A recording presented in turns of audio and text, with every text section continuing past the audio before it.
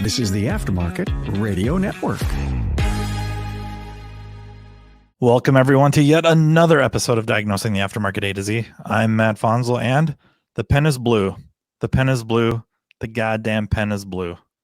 That and more after a word from our sponsor, Napa Auto Tech Training. For 98 years, the Napa name has meant quality parts and service. It also reflects top quality training programs to help you build a more successful vehicle repair business. No doubt, the technician shortage is impacting everyone, but you're not facing this battle alone. Napa has the solution by making Napa Auto Tech Training available near you. Napa Auto Tech provides automotive aftermarket technicians career development opportunities through structured, disciplined, measured, and high-quality technical instruction, no matter the technician or service advisor's skill level. This instruction enhances understanding of vehicle systems, increases first-time repair capability, and overall customer satisfaction. This instruction enhances understanding of vehicle systems, increases first-time repair capability, and overall customer satisfaction. It also prepares technicians to become ASE certified. It's a fact technicians who receive training to improve their knowledge and skills have a higher sense of job satisfaction. This reduces technician turnover and increases productivity, directly improving a shop's profitability. It is vital to the success of a shop's business that today's technicians are equipped to diagnose and repair today's complex vehicles. With our ever-changing technology, the technician's knowledge and skills need to be updated and refreshed on a regular basis. As you labor over the decision of whether to send your techs to get their skills sharpened, keep in mind, Napa Auto Tech Training is an investment, not an expense, and it's available to all. Much of Napa Auto Tech's training is offered in more than one format to accommodate varieties of learning styles and training preferences so each person can maximize their learning. Whether you're more of a hands-on person or enjoy learning at your own pace, Napa Auto Tech is here to provide you with the training you need in the format that works best for you. To learn more about what Napa Auto Tech offers, contact napaautotech.com. So I have a video I kind of want to watch with you and comment on. Some may say react, but I want to comment on it because this is the kind of stuff we're seeing more and more with social media, Facebook, Instagram, YouTube, TikTok, people posting up stuff like this. And while frustrating, it also does a really, really good job of illustrating how you don't know what you don't know. Are mechanics trained to scam other people or try to sell them things that they don't need for their car? Because I could go to two different mechanics in the same day with the same exact car, and they're both going to tell me different things. 2 weeks ago, I ran over a nail, and I needed to get my tire patched up because air was leaking. My tire was about to be flat. So I go to the nearest car place to my house, and I tell them, like, I need this tire patched up. Could you help me? The guy was super polite, and he was like, yeah, let me just check it out. Takes his flashlight, checks it out. Cool. He's like, I'm going to have to check with my manager. Honestly, I'm not sure if I can patch this up. You might need a new tire. The nail was in sideways. I knew that the nail didn't, like, penetrate completely through to the part where it was going to, like, pop my tire, actually. He comes back and says that his manager isn't going to let him patch him up because he doesn't feel comfortable doing that, and so I'm going to have to need a new tire. He comes out with two options, and he's like, these are the tires that we have in stock. If you want to get this one, you can get this one. If you want to get that one, you can get that one. I would recommend this one. $180 for a tire. I'm like, brother, no. I drive back home with a flat tire. I tell my mom, and I'm like, dude, I really don't think I need a new tire. Like, these people are just trying to get my money. And so I go to a different place further away, still driving with the freaking flat tire, and I ask this man to patch it up. Literally in the rain. He asks no questions. He says, pull up in here, patches up my tire. The first guy's almost convinced me to buy a whole new tire for $180, and the second guy charged me $25 just to patch up my tire, and it is completely fine. There's a lot to unpack with that. One, are we trained to scam? Absolutely. Yeah, we spend a lot of time with that. You don't graduate professional trade school without knowing how to scam people. I mean, that's small business 101. You can't stay in business if you treat people like you would somebody you care about. It's ridiculous. No, nobody's trained to scam anybody. But what you're witnessing is a level of incompetence. You're witnessing a little bit of incompetence, or a lot bit.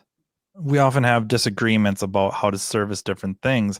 And many might say our profession really doesn't have any licensing certifications or really just standard protocols for how to go about any one repair. The problem with that is there is not so much the credentialing in that I have to be licensed to professionally repair your vehicle. Most states don't have that. There are a couple. There's a couple of counties in certain states where the whole state isn't that way that require some sort of licensure. But for the most part, you do not require any kind of licensure. So you start to get a little bit of variance between how a repair is approached. The thing is we do have a protocol, service information from the car manufacturers, or in this case with this video,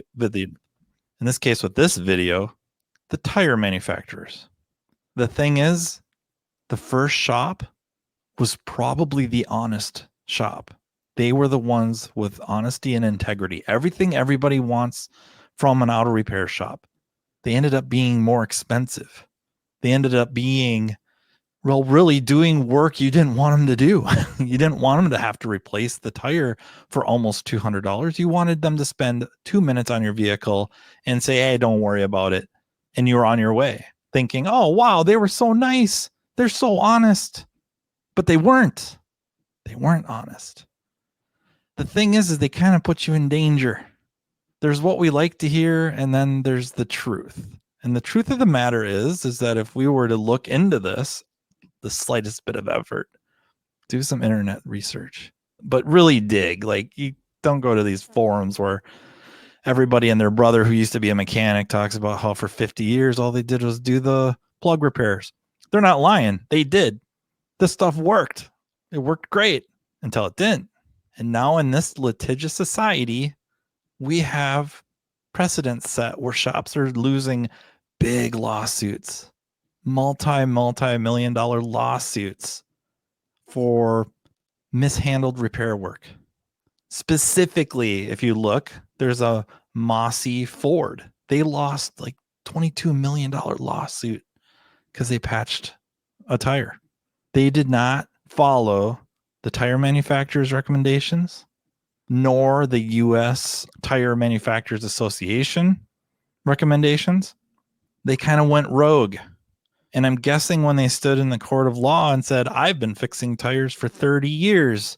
We've never had a problem. Didn't work so good. Yeah, it didn't work good at all. They lost. There's protocol. And the first shop knew it. And with the placement and the size of the puncture of her tire, they did the right thing. They recommended replacing the tire. More and more tire manufacturers are not really supportive of any repair to a tire. Or if they are, it's a very specific area in the tread, the flat part of the tread, if you will, if we're looking across the tire, not around it. So nowhere near the sidewall, and using a very specific type of a patch plug combination that requires them to ream the puncture a little bigger, using chemicals called vulcanizing chemicals that kind of, we'll just say, welds the patch in place. Those are the only sanctioned repairs. Anything outside of that, the shop is eating a lot of risk. So sure, they could plug this tire, not charge you anything.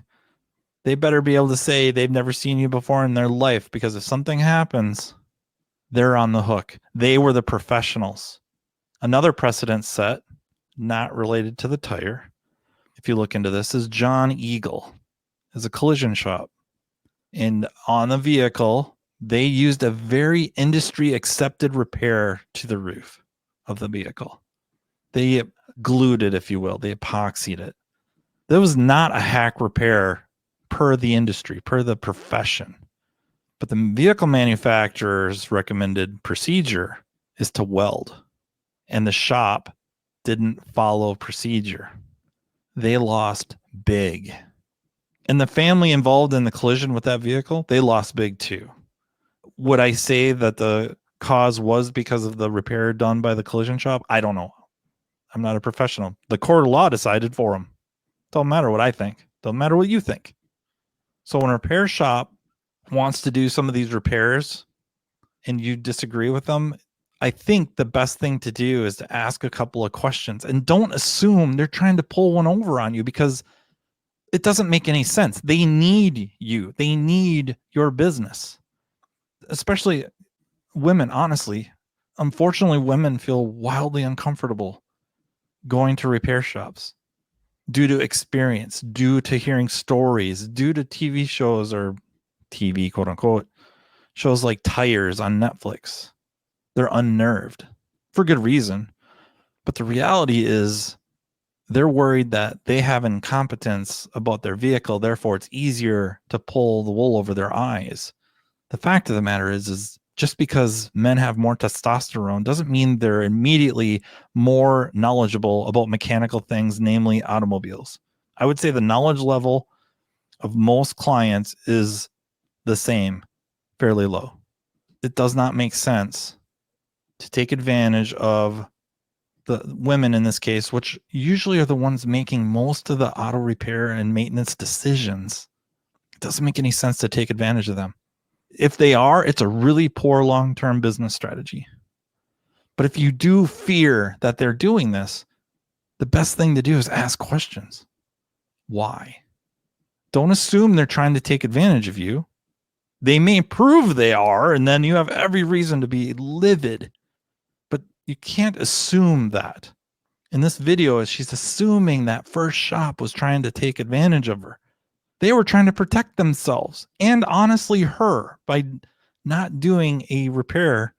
The tire manufacturers won't stand behind. The car manufacturers won't stand behind. And a group of 12 of their peers probably won't have their back on. Ask questions. Why? And maybe they can show you. They can pull up. Maybe they have them printed out already. Just show you these entities. Here's the tire manufacturer. They don't want us to repair any puncture. Other tire manufacturers may be okay a repair in this area. Yours falls outside of those parameters or the puncture size. Whatever their reason, they can show you this. They can show you the documents from the U.S. Tire Manufacturers Association. They're following a protocol. And at least then you can say, I don't like it, but I understand. These videos, they can be very, very frustrating to watch, but I think they're very, very telling of the disconnect clients now have with their vehicles and the professionals that service those vehicles and maintain those vehicles. We also have a big issue with incompetence, which helps drive that disconnect. Long-term answer is we got to educate ourselves. And we got to press for others to educate themselves. And if we hear about shops doing repair work like that, to maybe bring up to them the danger they're bringing onto themselves and their clients. Also, if they're going to do that, for crying out loud, don't trash the shop that's trying to do it right. What sense does that make? Oh, yeah, shop A that's following a protocol set by the manufacturers, yeah, they're taking advantage of you. One, as a consumer, that should sound ridiculous. And two, it's the opposite of a rising tide. You're pulling people down to try to prop yourself up. Just bad long-term strategy. So, yeah, I hope you got a kick out of that. If you have any thoughts or would like to add to that or challenge that, please don't hesitate to reach out to me. You can email me at mattfanslowpodcast@gmail.com. And thank you to our sponsor, Napa Auto Tech Training.